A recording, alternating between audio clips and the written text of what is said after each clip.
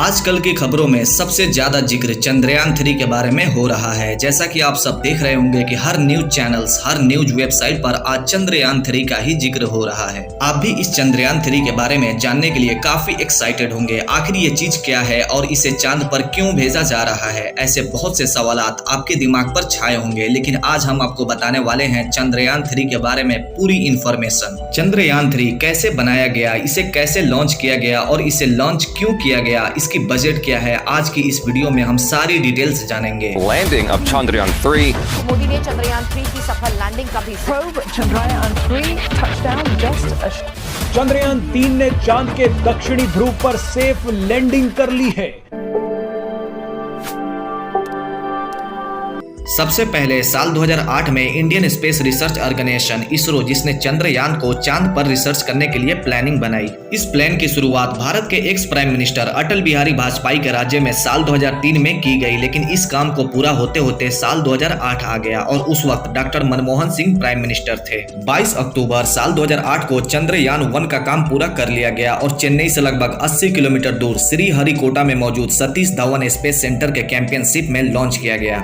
ये एक ऐसी जगह है जहां से इसरो द्वारा सभी स्पेस मिशन को अंजाम दिया जाता है। सतीश धवन स्पेस सेंटर के एक्स चीफ रह चुके हैं, जिनके इंस्ट्रक्शंस के अकॉर्डिंग इस यान को लॉन्च किया गया। आपको याद होगा कि साल 2019 में चंद्रयान 2 मिशन चालू किया गया था। अब उसी मिशन को आगे बढ़ाते हुए चंद्रयान 3 मिशन को शुरू किया गया है। इसमें लैंडर की सॉफ्ट लैंडिंग कराई गई और रोवर को चांद के सरफेस पर चला के भी देखा जाएगा। Indian Space Research Organisation ISRO के साइंटिस्ट द्वारा कहा गया है कि लैंड रोवर चांद पर तकरीबन 1 दिन तक काम करेगा और आपको बता दें कि चांद का 1 दिन का मतलब धरती के 14 दिन के बराबर है। अगर प्रोपल्सन मॉड्यूल की बात की जाए तो ये 3 महीने से लेकर 6 महीने तक काम कर सकता है। हालांकि इसरो के साइंटिस्ट द्वारा ये भी कहा गया है कि ये लंबे समय तक इसलिए काम करेगा क्योंकि कई बार ऐसा देखा गया है कि इसरो द्वारा जो भी सैटेलाइट स्पेस में छोड़े गए हैं वो उम्मीद से ज्यादा चलते हैं। चंद्रयान 3 मिशन के बारे में बात किया जाए तो इंडियन स्पेस रिसर्च ऑर्गेनाइजेशन के साइंटिस्ट दुनिया को इस बात से वाकिफ कराना चाहते हैं कि भारत दूसरे प्लेनेट पर आसानी से लैंडिंग करने की कैपेसिटी रखता है और दूसरे प्लेनेट पर अपना रोवर चला सकता है। इसके अलावा चंद्रयान 3 मिशन में मून की सरफेस पर एटमॉस्फेयर और जमीन के अंदर जो हलचल होती है उसका पता लगाने का उद्देश्य भी शामिल है। 14 जुलाई को Indian Space Research Organisation ISRO द्वारा चंद्रयान 3 सक्सेसफुली लॉन्च कर दिया गया था।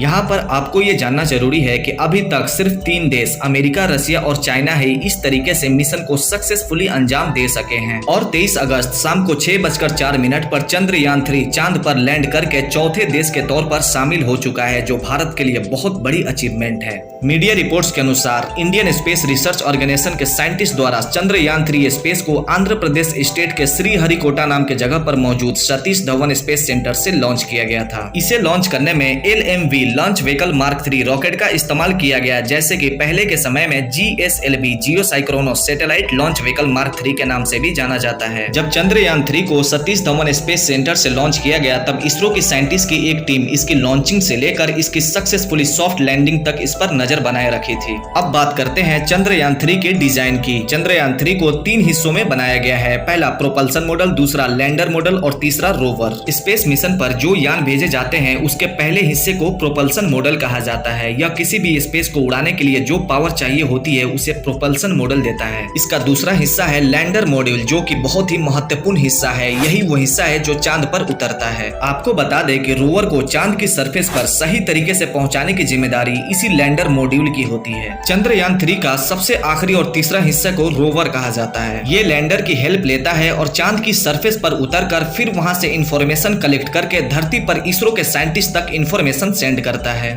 अब बात करते हैं चंद्रयान 3 के बजट की। चंद्रयान 3 मिशन के लिए तकरीबन 615 करोड़ रुपए खर्च हुए हैं, जो कि आदि पुरुष फिल्म के बजट से भी कम है। इस मिशन का जो सबसे डिफिकल्ट हिस्सा माना जाता है वो हिस्सा है चांद की सरफेस पर इसे सही तरीके से उतारना, क्योंकि साल 2019 में जब चंद्रयान 2 मिशन को लॉन्च किया गया था तो विक्रम लैंडर की हार्ड लैंडिंग की वजह से मिशन फेल हो गया था। इसीलिए चंद्रयान 3 के लैंडर के थ्रस्टर्स के वर्जन को थोड़ा अपडेट किया गया है और इसमें ज्यादा एक्टिव सेंसर लगाए गए हैं। 11 जुलाई 2023 को इंडियन स्पेस रिसर्च ऑर्गेनाइजेशन द्वारा चंद्रयान 3 की लॉन्चिंग के रिहर्सल को कंप्लीट कर लिया गया था, जिसमें श्रीहरिकोटा के लॉन्च सेंटर से लेकर दूसरी सभी सेंटर, टेलीमीटर सेंटर और कम्युनिकेशन यूनिट की तैयारियों को देखा गया। हालांकि यहाँ पर रॉकेट को लॉन्च तो नहीं किया गया था, लेकिन माहौल एकदम लॉन्च के समय जैसा हो गया था। 14 14 जुलाई से लेकर 23 अगस्त शाम को 6:04 इन 40 दिनों में चंद्रयान 3 धरती से चांद तक का सफर कैसे पूरा किया, आइए स्टेप बाय स्टेप समझते हैं। पहला स्टेज को अर्थ टारगेट स्टेज कहा जाता है। इसका मतलब होता है पृथ्वी पर होने वाले काम। इसके अंदर 3 स्टेज आते हैं, जिसमें लॉन्च से पहले का स्टेज से लेकर रॉकेट को स्पेस तक ले जाने तक का स्टेज शामिल है।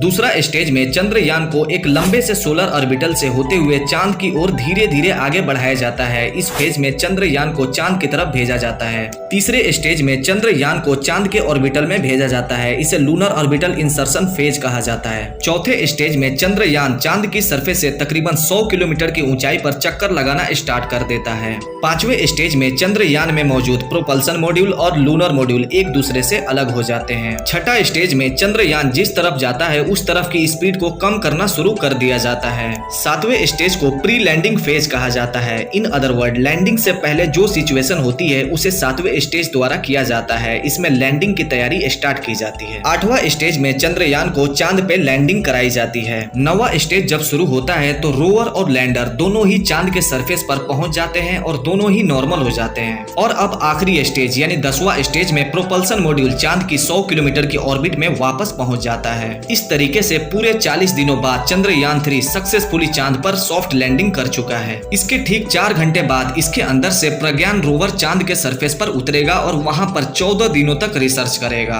और आप जानते ही हैं, चांद पर 14 दिन लगातार दिन का समय रहता है, तो वहीं 14 दिन लगातार रात रहती है। इसलिए प्रज्ञान रोवर को दिन के वक्त लैंड कराया गया ताकि दिन के समय प्रज्ञान रोवर 14 दिन रिसर्च कर सके, क्योंकि 14 दिन रात के समय अंधेरे की वजह से रिसर्च करना मुश्किल होगी। प्रज्ञान रोवर चांद पर पानी की खोज करेगा। इससे फ्यूचर में चांद पर जीवन होने की संभावना और बढ़ जाएगी। इसके पहले जिस देश ने चांद पर अपना कदम रखा था, उनका मानना है कि वहाँ मिनरल्स हो सकते हैं। उसकी इंफॉर्मेशन भी प्रज्ञान रोवर द्वारा कलेक्ट किया जाएगा। चांद की मिट्टी की जानकारी भी रोवर द्वारा मिलेगी। रोवर के 6 पहिए हैं और ये रोवर 1 सेकंड में 1 सेंटीमीटर तक आगे बढ़ेंगे। रोवर पर लगा हुआ कैमरा चांद पर मौजूद चीजों की स्कैनिंग करेगा, भूकंप और गर्मी की जानकारी देगा। इसके साथ ही इसमें पोलेड लगाए गए हैं जो कि इसकी सरफेस की जानकारी बेहतर तरीके से दे पाएंगे। प्रज्ञान रोवर ये सारी इंफॉर्मेशन इकट्ठा करेगा और हमारे भारतीय इसरो के साइंटिस्ट तक पहुंचाएगा, जिससे चांद के बारे में और बारीकी से पता लगाया जाएगा।